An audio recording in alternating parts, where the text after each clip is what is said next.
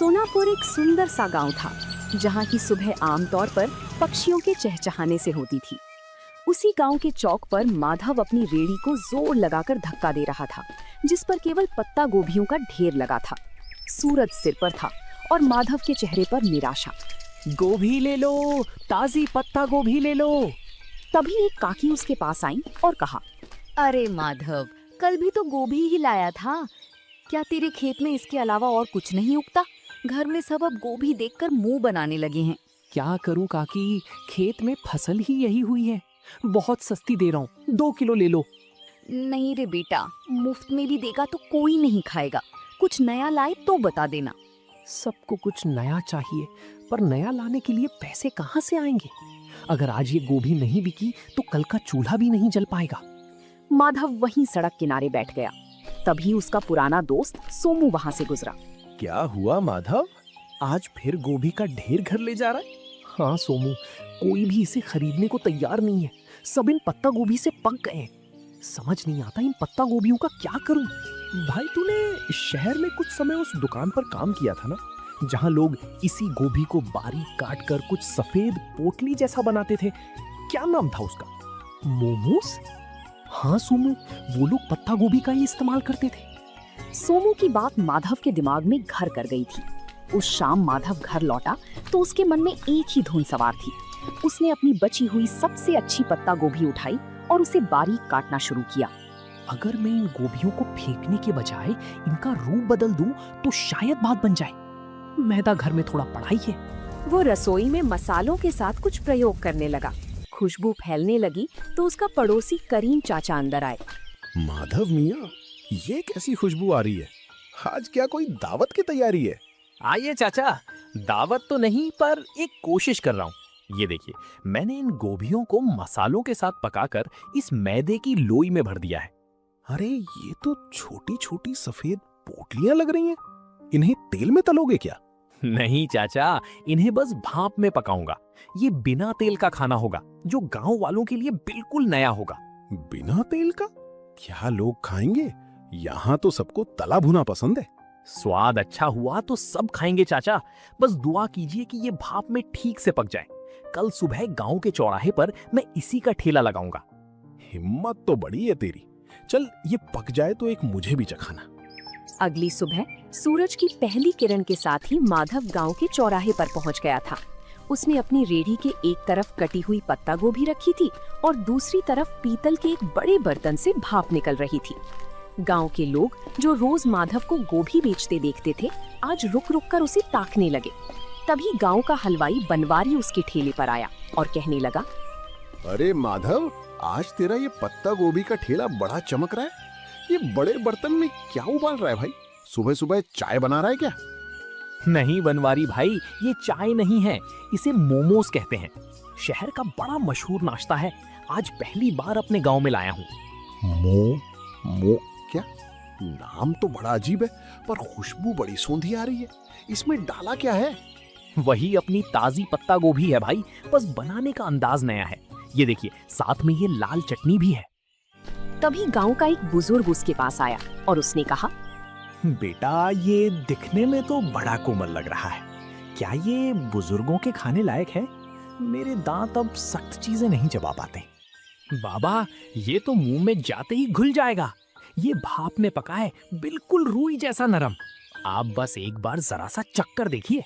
बुजुर्ग ने एक छोटा सा टुकड़ा चखा। पूरा चौराहा शांत हो गया। सब बुजुर्ग के चेहरे के भाव देख रहे थे। जैसे ही बुजुर्ग ने मोमोज का टुकड़ा चबाया, उनके चेहरे पर एक बड़ी सी मुस्कान फैल गई। माधव ने उन्हें थोड़ी और लाल चटनी दी। देखते ही देखते वहां मौजूद दूसरे लोग भी अपनी बारी का इंतजार करने लगे। वाह माधव, ये तो वाकई कमाल की चीज है। इतना नरम और जायकेदार, और ये लाल चटनी, इसने तो सोई हुई जुबान को जगा दिया। तभी वहां माधव का दोस्त सोमू भी आ जाता है। माधव, मुझे भी एक प्लेट दे भाई। कल तो तू बड़ा परेशान था और आज तूने यहाँ कमाल कर दिया। अब जल्दी जल्दी इसका स्वाद सबको चखा दे, लोग इंतजार कर रहे हैं। हाँ सोमू, सबको दूंगा, पर ध्यान रखना, चटनी थोड़ी तीखी है, संभल कर खाना। अरे माधव, तीखा ही तो असली मजा है। शहर में लोग क्या वाकई रोज यही खाते हैं? मुझे तो लगता था वहाँ के लोग बस महंगा खाना जानते हैं। हाँ काका, शहर में तो इसे खाने के लिए लंबी लाइनें लगती हैं। मैंने सोचा जब हमारे खेत में इतनी अच्छी गोभी होती है तो हम गांव वालों को ये स्वाद क्यों ना मिले। भाई माधव, तूने तो मेरी मिठाई की दुकान के सामने रौनक लगा दी। एक प्लेट मेरे लिए भी लगा।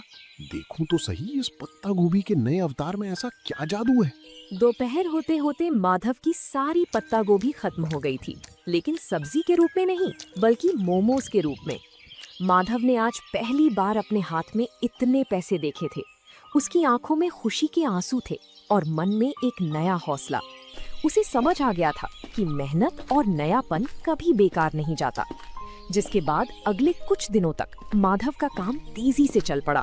अब लोग सुबह से ही माधव के आने का इंतजार करने लगे थे। लेकिन जैसे जैसे काम बढ़ा, माधव के पास संसाधनों की कमी होने लगी। उसके पास सिर्फ एक छोटा बर्तन था और अकेले सारा काम करना उसके लिए मुश्किल होता जा रहा था। गोभी काटना, मैदा गूंदना, फिर उसे बेलना और फिर भाप देना, अकेले करते करते हाथ जवाब देने लगे हैं। पर अगर रुक गया तो लोग निराश हो जाएंगे। तभी करीम चाचा उसके पास आते हैं और कहते हैं, क्या बात है माधव मियाँ, काम कैसा चल रहा है? आज चेहरे पर वो चमक नहीं है जो हमेशा रहती है। काफी थके थके से भी लग रहे हो। चाचा, काम तो बहुत है पर हाथ सिर्फ 2 हैं। लोग को मेरे हाथों के मोमोज बहुत पसंद आने हैं और अब वे उसे ज्यादा मात्रा में मांग रहे हैं। और मेरे पास बर्तन इतना छोटा है कि एक बार में सिर्फ 10-12 मोमोज ही बन पाते हैं। अरे ये तो बहुत अच्छी बात है। अगर बरकत हो रही है तो घबराता क्यों है? शहर जा और एक बड़ा स्टीमर लेकर आ। और सुन, सारा काम अकेले क्यों करता है, किसी को साथ लगा ले। पैसे तो आ रहे हैं चाचा, पर क्या ये काम टिकेगा? कहीं लोग 4 दिन बाद ऊब गए तो मेरी सारी कमाई डूब जाएगी। मेहनत कभी नहीं डूबती बेटा। तूने साधारण सी पत्ता गोभी को पहचान दिलाई है। अब खुद को एक बड़ा व्यापारी बनाने की सोच। करीम चाचा की सलाह मानकर माधव ने अगले दिन अपनी रेहड़ी नहीं लगाई। वो पास के बड़े कस्बे के बाजार गया। वहाँ की भीड़ भाड़ देखकर उसे अपने पुराने दिन याद आ गए, जब वो दूसरों की दुकानों पर काम करता था। आज वो अपनी खुद की दुकान के लिए सामान खरीदने आया था। आइए भाई साहब, क्या दिखाऊं? होटल के लिए बर्तन चाहिए या घर के लिए? मुझे मोमोज बनाने वाला सबसे बड़ा 3 मंजिला बर्तन चाहिए। और हाँ, एक ऐसी मशीन भी देना जिससे सब्जियां बहुत बारीक कट सकें। बड़े बर्तन की मांग तो बहुत है। आप कहाँ से आए हैं?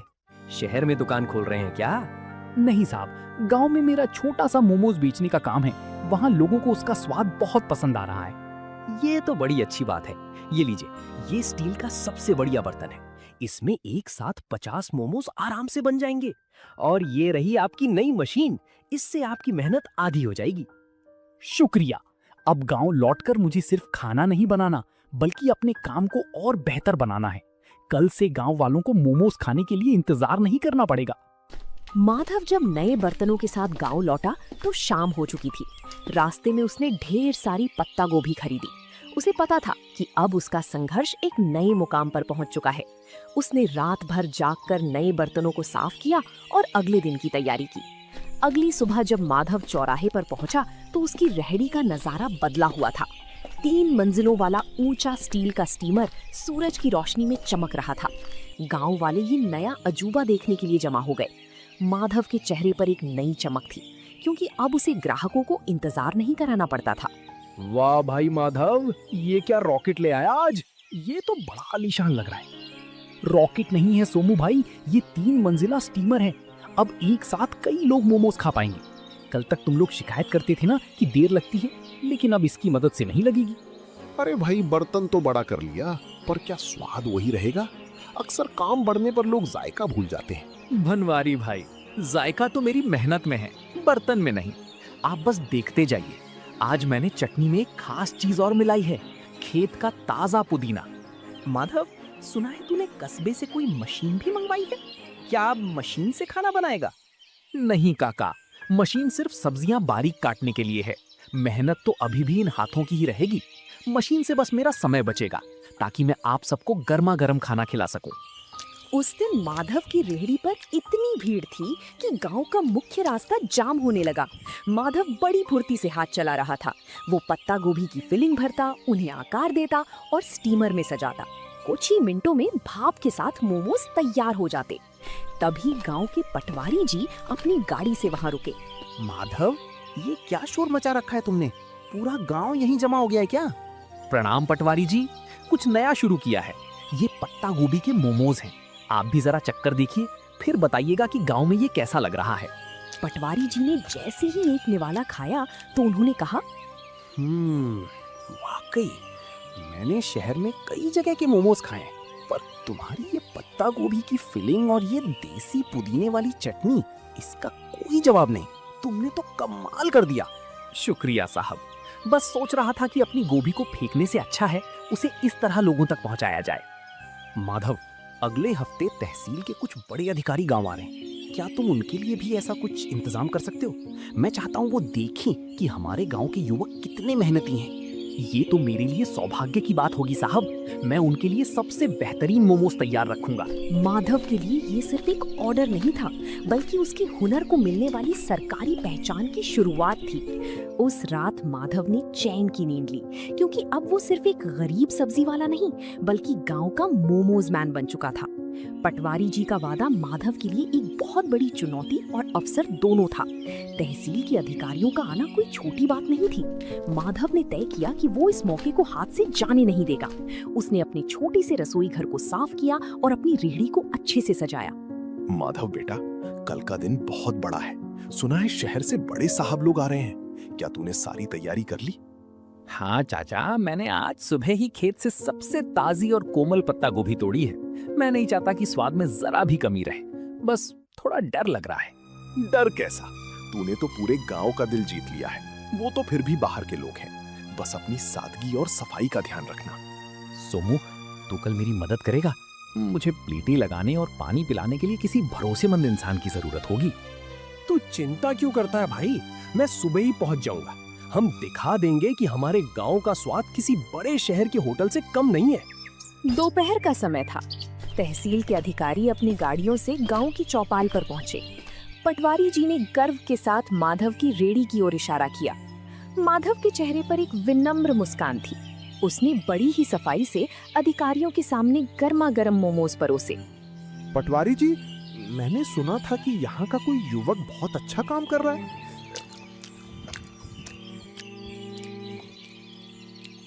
अरे ये तो वाकई लाजवाब है। इतना हल्का और इतना शुद्ध स्वाद। शुक्रिया साहब, ये सब मेरे खेत की पत्ता गोभी का कमाल है। मैंने इसमें कोई बनावटी मसाला नहीं डाला है। हैरानी की बात तो ये है कि गांव के माहौल में तुमने इतनी सफाई और हाइजीन का ध्यान रखा है। तुम्हारा ये तरीका वाकई काबिले तारीफ है। माधव, क्या तुम कभी शहर आकर अपना स्टॉल लगाना चाहोगे? वहां तुम्हें और भी बड़ा बाजार मिल सकता है। साहब, शहर में तो बहुत लोग हैं। मैं चाहता हूँ कि मेरे गांव के लोगों को यहीं पर अच्छी और नई चीजें खाने को मिले। मैं यहीं रहकर अपने काम को बड़ा बनाना चाहता हूँ। बहुत खूब। तुम्हारी ये सोच देखकर अच्छा लगा। हम तुम्हारी मदद करेंगे ताकि तुम एक छोटी सी पक्की दुकान खोल सको। हमें ऐसे ही मेहनती युवाओं की जरूरत है। अधिकारियों ने न केवल पेट भर खाया, बल्कि जाते समय माधव की काफी तारीफ भी की। उस दिन माधव को समझ आया कि सफलता के लिए गांव छोड़ना जरूरी नहीं, बल्कि अपनी जगह रहकर कुछ अलग करना जरूरी है। अधिकारियों की मदद और अपनी मेहनत की कमाई से माधव ने आखिरकार गांव के मुख्य चौराहे पर एक छोटी सी पक्की दुकान किराए पर ले ली। अब उसे धूप और बारिश में रेहड़ी खड़ी करने की चिंता नहीं थी। उसने अपनी दुकान का नाम रखा माधव का देसी जायका। दुकान की दीवारों पर उसने खेत और गांव के सुंदर चित्र बनवाए थे। अरे भाई माधव, अब तो तू सेठ बन गया। इतनी सुंदर दुकान और वो भी गांव के सबसे मुख्य मोड़ पर। अब तो हमें बैठने के लिए कुर्सियां भी मिलेंगी। सेठ नहीं बनवारी भाई, बस आप सबका प्यार है। दुकान पक्की हो गई है तो क्या हुआ, स्वाद तो आज भी वही मिट्टी से जुड़ा रहेगा। आइए, आज उद्घाटन के दिन पहली प्लेट आप ही के नाम। माधव मियाँ, देख रहे हो, जहाँ तू कभी गोभी का ढेर लेकर उदास बैठा रहता था, आज वहाँ तेरे नाम की धूम मची है। मैंने कहा था ना, गोभी को पहचान तूने दी है। चाचा, ये सब आपकी बातों का ही असर है। अब मैंने सोचा है कि मैं गांव के 2 और बेरोजगार युवकों को यहाँ काम पर रखूंगा। उन्हें मैं खुद ट्रेनिंग दूंगा ताकि वो भी अपना हाथ साफ कर सकें। बहुत नेक ख्याल है बेटा। तरक्की वही है जो सबको साथ लेकर चले। वक्त वक्त बीतता गया और माधव की दुकान अब केवल सोनापुर ही नहीं बल्कि आसपास के 10 गांवों में मशहूर हो गई। लोग दूर दूर से उसके पत्ता गोभी मोमोज खाने आने लगे। माधव ने कभी अपनी गुणवत्ता से समझौता नहीं किया। वो आज भी रोज सुबह अपने खेत से ताजी गोभी खुद तोड़कर लाता था। माधव भाई, आज तो शहर से भी कुछ लोग आए थे। कह रहे थे कि सोशल मीडिया पर तुम्हारी दुकान की बड़ी चर्चा है। अब तो तुम्हें शहर में भी ब्रांच खोल लेनी चाहिए। सोमू, शहर की चकाचौंध अपनी जगह है, पर जो सुकून इस गांव की हवा और अपनों के बीच काम करने में है वो कहीं नहीं। मेरा मकसद सिर्फ पैसा कमाना नहीं था, बल्कि अपनी मेहनत को एक नई दिशा देना था। तुमने वाकई साबित कर दिया कि अगर इरादा पक्का हो तो एक गरीब सब्जी बेचने वाला भी अपने हुनर से तकदीर बदल सकता है। मेहनत का कोई विकल्प नहीं होता सोमू। आज जब मैं पीछे मुड़कर उन पत्ता गोभी से भरी रेहड़ियों को देखता हूँ तो मुझे गर्व होता है कि मैंने हार नहीं मानी। तो दोस्तों, आप लोगों को ये कहानी कैसी लगी कमेंट करके जरूर बताएं और ऐसी कहानियों को देखने के लिए वीडियो को लाइक करें और चैनल को सब्सक्राइब करें।